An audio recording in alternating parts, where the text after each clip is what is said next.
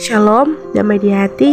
Perkenalkan, nama saya Shalom Lengkang dengan NIM 21142011107 dari kelas A3 Keperawatan, Fakultas Keperawatan, Universitas Pembangunan Indonesia Manado. Dan pada video saya kali ini, saya akan membuat ulangan akhir semester mata kuliah agama Kristen dari dosen pengampu Mner Pendeta Stanley Sela, STH MTH. Eutanasia merupakan tindakan yang tidak banyak terjadi di dalam dunia medis, namun tetap terjadi meskipun dalam jumlah yang sedikit. Eutanasia berasal dari bahasa Yunani yang terdiri dari dua kata, yaitu eu dan thanatos. Kata eu berarti indah, bagus, terhormat, atau gracefully and with dignity, dan kata thanatos berarti mati. Jadi secara etimologis eutanasia dapat diartikan sebagai mati dengan baik. Iman Kristen secara tegas menolak eutanasia, entah itu dengan cara suntik mati atau dengan bunuh diri berbantuan.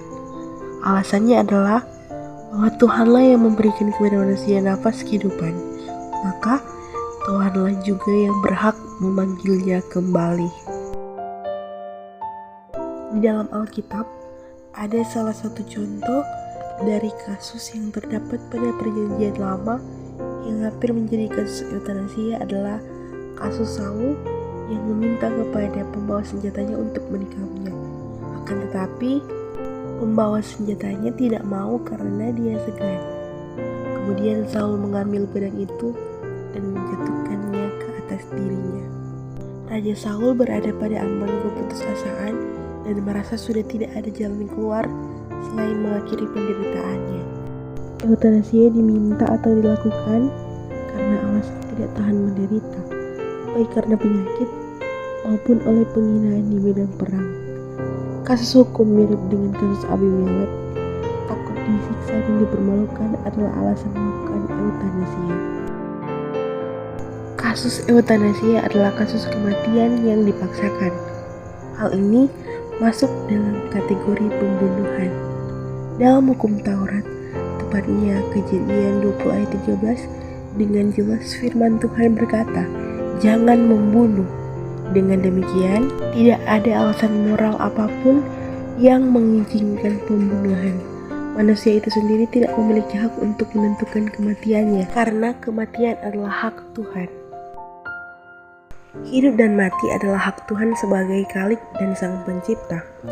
Alasan-alasan seperti merasa kasihan melihat penderitaan pasien atau keluarga, alasan ekonomi, atau kerepotan mengurus pasien adalah tidak bisa mengesampingkan hak Allah tersebut.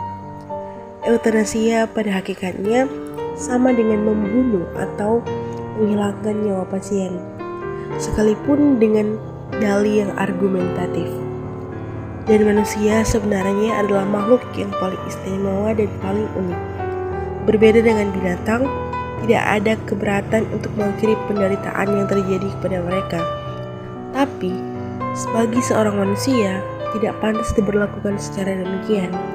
Manusia diberi anugerah akal sehat untuk berpikir dan juga anugerah untuk melangsungkan kehidupannya.